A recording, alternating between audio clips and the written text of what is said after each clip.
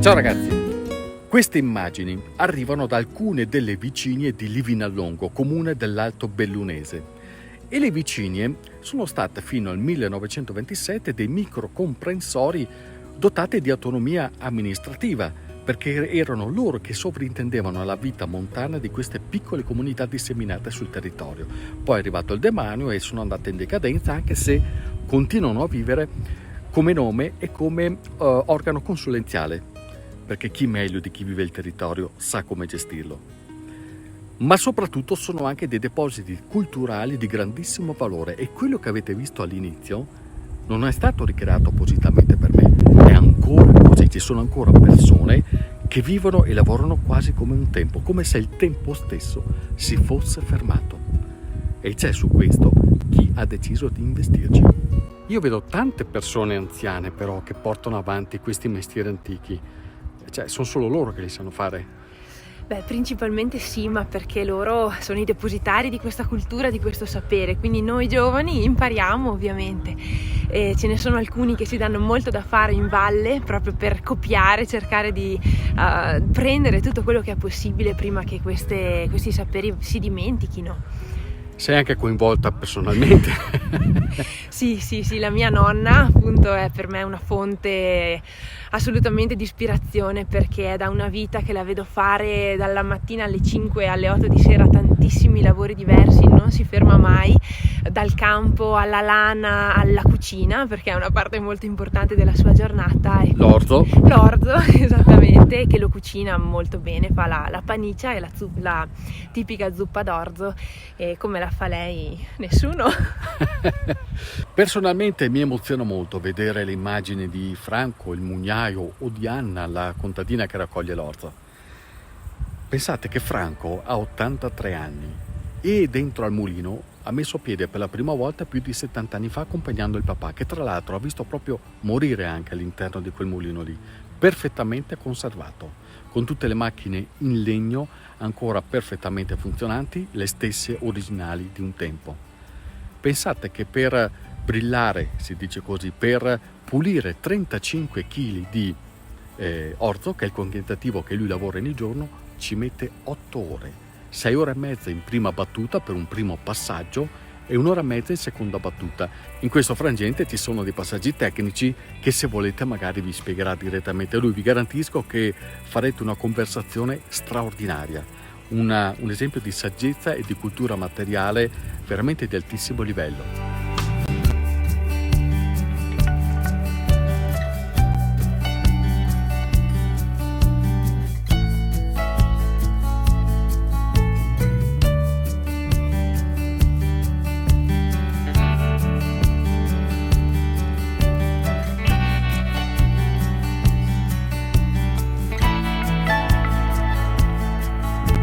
Anna invece è nata nel 1934 e oggi era giorno di mietitura dell'orzo. Non c'è andata apposta per me, era proprio quello il giorno fissato. Sono stato io fortunato a beccarla nel giorno giusto. E questo è un lavoro che lei ha fatto per tantissimo tempo. Davanti a casa sua ora c'è un piccolo spazio dedicato alla coltivazione dell'orzo, ma quel declivio un tempo era pieno di coltivazioni. E quindi è una cultura rurale che si è profondamente radicata in lei e nella sua famiglia. E oggi come allora continua a portare avanti quello che lei produce e anche quello che lei fa trasformare e poi consuma a casa con suo marito. E questa è una testimonianza importante, importantissima, perché costruisce un'eredità culturale che adesso la loro nipote, Eleonora, ha deciso di portare avanti. Questi valori tu li hai interiorizzati e adesso stanno diventando anche un lavoro? Stanno diventando un lavoro, bisogna dire che penso che si siano un pochino persi in una fascia di tempo, diciamo tra gli anni 80 e il presente, però si stanno riscoprendo, perché noi giovani e anche quelli più giovani di me cercano le cose di una volta, perché hanno capito che probabilmente solo il turismo non basta, per vivere in montagna bisogna proprio viverla, no? Nel senso vero del termine, con le fatiche, perché sono lavori estremamente complessi da fare, ma che poi danno moltissima soddisfazione. Voi siete un gruppo di amici alla fine che vi siete messi insieme per raccontare la vostra terra e magari cercare anche di darle un futuro turistico fatto in questo modo. Sì, siamo un gruppo di amici ma anche di colleghi e pensiamo che una parte molto importante della valorizzazione del territorio passi proprio per la cultura materiale soprattutto, e che possa essere anche un prodotto turistico di notevole qualità, anche proprio per i prodotti ricercati e anche proprio per questi gesti, questo sapere che altrimenti si perde e magari la gente non lo conosce e venendo qui lo può trovare. Il futuro turistico sta nella tradizione? Sì, penso di sì. Uno dei motivi che mi ha spinto a venire fin quassù è questo fermento che ho potuto riscontrare al telefono e che poi ho toccato con mano qui, un fermento di risveglio di identità culturale e territoriale. Per esempio, Giuseppe è un agronomo in pensione che ha riscoperto antiche varietà culturali che un tempo erano profondamente presenti in questo territorio, hanno sfamato intere generazioni. È riuscito a riscoprire i semi, a reimpiantarli e a restituire a questo territorio i sapori di una volta. C'è stata una lunga ricerca che è partita diversi anni fa in realtà, penso 7-8 anni fa. Abbiamo girato queste signore che hanno ancora gli orti qua a Livinallongo e abbiamo scoperto una montagna di biodiversità. Varietà che non venivano più coltivate. Varietà che in certi casi era rimasto un pugno di semi, in certi altri casi invece erano ancora presenti negli orti e erano coltivate da queste signore. Qui per esempio cosa avete ripiantato? Qui per esempio abbiamo ripiantato nella prima parte un fagiolo il cui seme ci è stato regalato da una signora di Davedino che l'ha coltivato per diversi anni e ci ha sempre detto che è venuto a maturazione. Tenete conto che qui siamo a 1400 metri e il fagiolo normalmente non matura. Si vede che questa varietà si era talmente inserita nell'ambiente che è riuscita ad arrivare a maturazione. Questo invece? Queste invece sono le fave, Vicia faba in latino, sono un prodotto tipico del Tirolo, del Sud Tirolo. Perché coltiviamo la fava? O coltivavano la fava? Perché qui, non essendoci il fagiolo, l'unica fonte proteica era la fava. La fava è una leguminosa, come sapete, e la leguminosa porta energia, porta proteine e quindi è anche utile per l'alimentazione, per bilanciare l'alimentazione. E questo? Questo è una cosa molto particolare della nostra zona. Si chiama in ladino res da capuc, sarebbe un cavolo rapa. Questo cavolo rapa, come vedete, è gigantesco. Mamma mia. È un tubero. Ed è una peculiarità proprio di questa terra? È una peculiarità di questa zona perché era una fonte che veniva trasformata per utilizzarla come contenuto dei casunziei. Che sono buonissimi. Sono buonissimi e quindi veniva lavorato ovviamente questo materiale in maniera particolare. C'è una ricetta che conoscono appunto queste signore e che vorremmo poi trasformare realmente in un casunzel. Giuseppe, perché riscoprire questa biodiversità? Qual è il valore? Il valore credo sia immenso, un po' per valorizzare le strutture turistiche e agrituristiche che abbiamo in questa valle, perché se noi facciamo i casunziei con il cavolo rapa, la gente li troverà solo qua, non li troverà in un altro posto e quindi diventa una forma di, come dire, identità, diventa una forma di attrazione perché caratterizzi un territorio come era un tempo. Non veniva trasformato per i turisti un tempo, veniva trasformato per gli abitanti, adesso lo vogliamo trasformare per i turisti.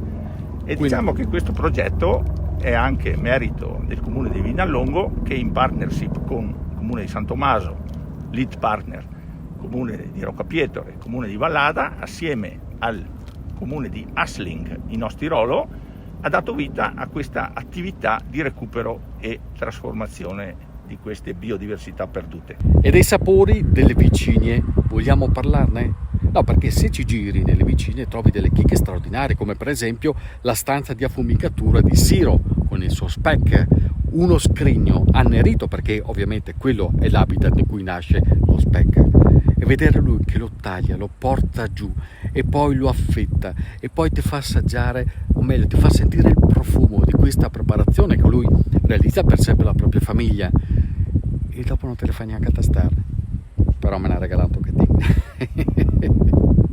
Oppure poco più in là c'è la latteria di Livinallongo, che produce formaggi di vario tipo buonissimi con il latte che proviene dalle stalle di questo territorio, quindi vuol dire dare a questi piccoli allevatori delle possibilità di vita, di lavoro e quindi di sopravvivenza e di permanenza su un territorio che altrimenti continuerebbe a conoscere un esodo drammatico, che invece grazie a queste attività per fortuna ha un'occasione di restare bloccato. E poi c'è Maria Giacinta, vero? Maria Giacinta con le sue marmellate e non solo, e poi con le foglie fodome. Sapete cosa sono? Guardate un po'.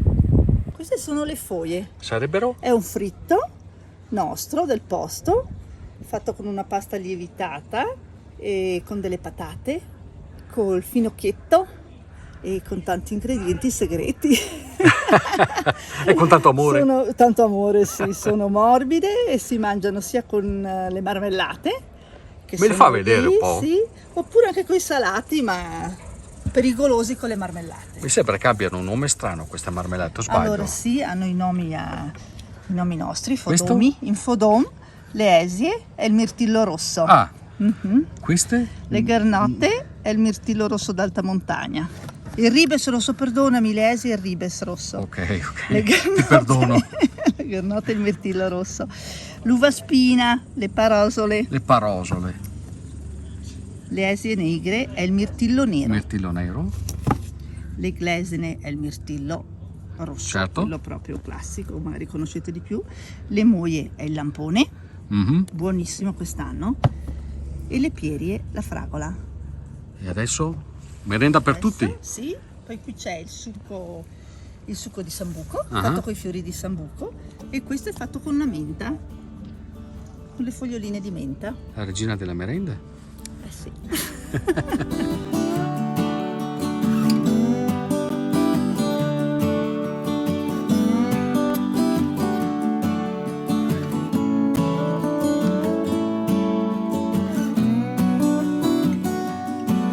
Secondo me Livinallongo è una terra speciale perché è una terra dove non c'è un turismo, secondo me, fatto solo dallo sci, ma è una terra che può regalare veramente tanto. Io sono nata qua e Cosa e vuol vivo dire? qua. Cosa E vuol dire nascere qua?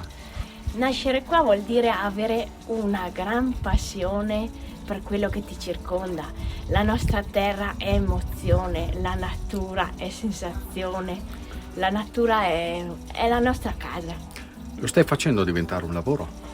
Sì, io sono un accompagnatore di media montagna e ho deciso di fare della mia passione una professione. Rimanendo qua. Rimanendo qua vorrei far provare alle persone ecco quel che la montagna sa donare. Ma cosa si prova quando si va, ad esempio, nelle vecchie contrade, si vedono i vecchi fienili, che a me danno sempre, quelli si danno sempre emozione.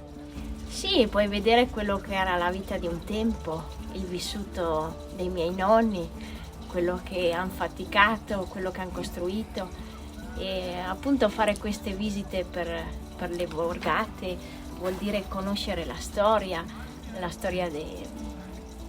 quel che è stato, Tramandare i valori. tramandare i valori da dove io sono venuta e da quel che mi hanno insegnato e i valori che mi hanno